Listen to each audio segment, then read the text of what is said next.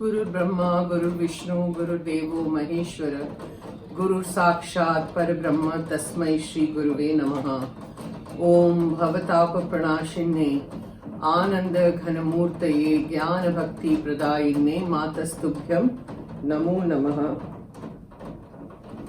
जय माँ। It's raining a lot in Bombay, so you can hear that tuck tuck tuck tuck tuck tuck noise. But we can't help it. I can't stop the rain.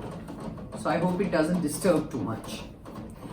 Okay, we'll talk about little stories about Ma. Like I said in the last episode, you see, Ma's sharir, Ma's body wasn't of Panch Mahabhut, like how we are made, you know, Vayu, Agni, Jal, Prithvi, Akash. You know, it wasn't like that at all. Her body wasn't made of the Panch Mahabhut.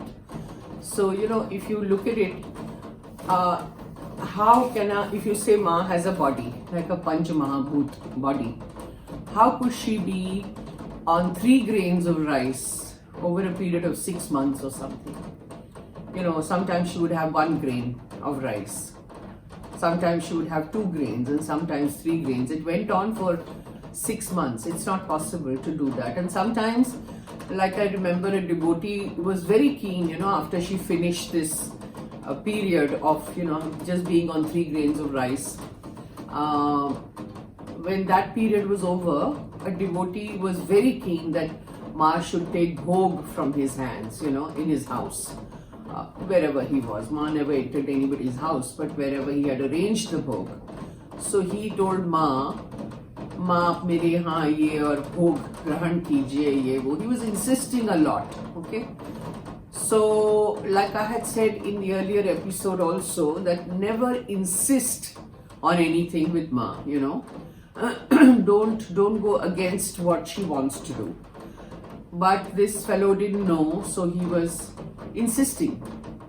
So Ma went there and he started serving kheer, and you know, he had made a lot of things.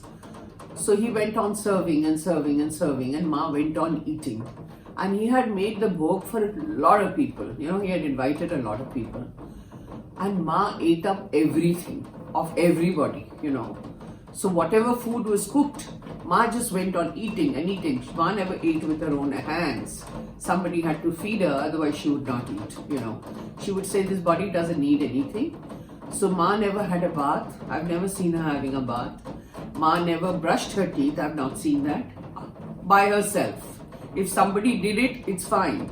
If somebody didn't do it, that's also fine, you know. So I've never seen Ma sleeping. I've never seen Ma having a bath or brushing her teeth or eating by herself. Never ever. If somebody did it, it's fine. If somebody didn't do it, it's fine, you know. So she went on eating all this food, you know, the kheer and everything that was made. And after it got over, like a little child, she's saying, I want more, I want more. She went on doing that. Now this fellow was in a panic. He said, now what do I do? There is no kheer in the house. There's no milk that I can make kheer. Everything was over. So he ran to the market and got more milk. And again he made kheer. Again he fed her. It just went on. And she must have walloped gallons and gallons of kheer, you know. And after everything got over, the man was tired. And he said, Ma, I have nothing else now in the house, because she went on. So she could eat as much as you could give her, you know. And then she started laughing because he was insisting, you know. And Ma didn't want to eat, but because he was insisting, she went on eating everything. And then they realized that one should never do that. So, you know, Ma's body was not like, I'm hungry and I want to eat, or I'm starving, or, you know, I'm too full. Nothing like that. Ma could be one with water. Ma could be one with air, breeze, anything. She could be one with everything.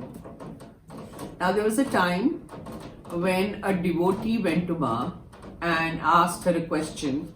He said, look, we are very confused. Some people say that one should go to Ganga Ji.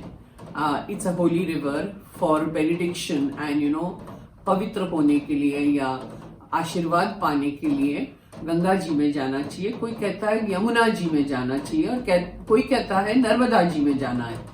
तो we are very confused. हमको कहाँ जाना है? हम गंगा जी में जाएं, यमुना जी में जाएं या नर्मदा जी में जाएं? कहाँ जाएं? आप बताओ. So Ma answered so beautifully and so simply. She said, Ganga ji में पान, यमुना में स्नान और नर्मदा जी में हरि दर्शन पाओ. So beautiful. Pan means drink the water of Ganga ji, have a bath in the Snan, in the Yamuna ji, and Narmada ji mein Hari Darshan pao. Get the darshan of Hari in Narmada ji. That's what she had said. And now, since we are talking about Narmada ji, there are many stories of Narmada ji. One was, my father was present at this time. Ma was in Bhimpura ashram and Narmada ji is right down. You know, our ashram is on a hill. So today there are 150 steps to go to the ghat, you know, which is Narmada ji is right at the bottom, and you stand on top. It's like a balcony, you know, like an open air balcony, and you look down. It's Ganga ji all over. Narmada ji. So it was Narmada Jayanti, and Ma went down. And they put some chairs for her to sit near the Narmada ji. Narmada Jayanti is Narmada ji's enlightenment day. Okay, so Ma went there, sat on a chair, and my father was standing right next to her. And she was close to the Narmada ji. So there were garlands floating in the Narmada ji. Since it was Narmada Jayanti, obviously people, you know, pray to Narmada ji and give a lot of offerings over there. Garland Narmada ji, put haldi, kumkum, everything in the Narmada ji. You know, we've all done it. So it's a beautiful puja, you know. And then we sing Narmada ji ka song, you know. Tvadiya pad pankajam namami devi Narmade. So we go in the water and sing all this, you know. So Ma was sitting near the Narmada ji and looking at the Narmada ji, and that the garland that was going in the water in the Narmada ji, suddenly it flew up and went on Ma's feet. Okay, from the river it flew up, and my father was standing there and he's looking, how did this har come here, this garland? So Ma looked at it, the water splashed with the garland and came on her feet. So she asked people to move her chair. So they moved it slightly behind, you know, so that the water would not splash on her. So she went a little back. She went and sat a little, it was, you know, a slight distance from the Narmada. Again the water splashed. Again one har came, the garland came and came on Ma's feet. And again, this process went on till she went right at the back. So people were wondering what is happening. So Ma just said, today is Narmada Jayanti and Narmada ji is doing pranam. So she was throwing the garland on Ma's feet to do pranam. And you know, you people must have heard this story. Narmada ji would come to our ashram in Bhimpura. She has travelled everywhere. You know, we have a guest house also. We have Ma's room also on the first floor. And she had gone to the first floor to do darshan of Ma. And there is a cave, a gufa, you know. It's underground, where Ma used to sit there for hours on end. And today they have made it into a lovely little tiny cave kind of a room, which is underground, and on top is a little cottage where Bhaskaranji had his room. Okay, so the room is on ground level, and there is a staircase they have built which you go down into the cave and sit over there and meditate. It's the vibrations are too good, you know. You just go and sit there, and sometimes you hear the whoosh, whoosh of Narmada ji. It's so quiet and so peaceful. So whenever people really want to concentrate and meditate, they go and sit in the cave. So there was this one time when Narmada ji came to visit Ma, and she wanted a private with Ma. See, the river obviously has a form, you see. So Narmada Devi came. And Ma instructed everybody in the ashram not to disturb her. She said, I'm having a private in the cave and nobody will come there, nobody will disturb. She wouldn't reveal too much. You know, Ma never revealed a lot of ththings. But she just said Narmada ji, you know. So everybody were quiet and they moved away from that place. and Narmada ji arrived, and they had a private in that cave for a couple of hours. And so Narmada ji has traveled all over our ashram, which is that, our ashram in Bhimpura is, see, every ashram of Ma's is a tapobhumi, okay, where since युग युग से लोगों ने तप जप किया है, संतों ने, महापुरुषों ने, ऋषि मुनियों ने बहुत जप तप किया है, वो सभी भूमि अपनी जो है आश्रम की वो बहुत पावन है. So when bodies like this enter our ashram, and obviously Ma is the one who's entered every ashram, but that is why it is so potent. This land is so potent. All ashrams, the vibrations are very strong. And so they say, see, Ma's ashram is not a cult. It's not a sampradaya where you have to go to the ashram and do what they tell you to do. So you can go there, pick up any corner of the ashram and sit and meditate. There's a lot of benefit. That's how all the ashrams are made.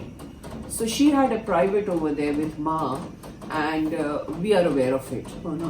So, like my father went through this experience with Ma, where he saw the garland coming and dashing on Ma's feet. It was exhilarating, So these things were happening all the time with Ma, all the time. And if we were present, we could have a glimpse of all this. So like I said, I think earlier also, we really lived in a land of magic, So this world which is around us, where we are existing, seems so false. Yeah. Okay. There was another incident about the Narmada ji. This story was narrated to me by Swami Bhaskaranand ji. Again, it was a Narmada Jayanti day, and Ma was in Bhimpura, and she ordered yards and yards of red and white sari, silk sari, okay, with a red border, and she wanted a white sari.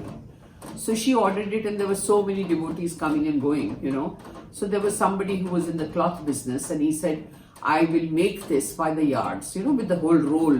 It's like puri than ki than, So he said, she said, get me meters and meters and meters of it.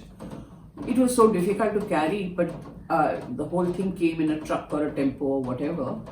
And Ma had instructed everyone that today, being Narmada ji Jayanti, the sari will be given as an offering to Narmada ji, and you hire boats. So I think the boats were hired in hundreds, okay?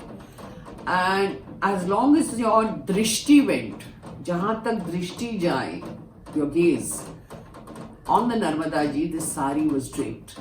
From one end, where you could not even see where Narmada ji, so all the boats were lined up. You can imagine how beautiful Narmada ji would have been looking, So the boats were lined up on the Narmada ji from one end of the horizon till the other end of horizon, okay, na lamba.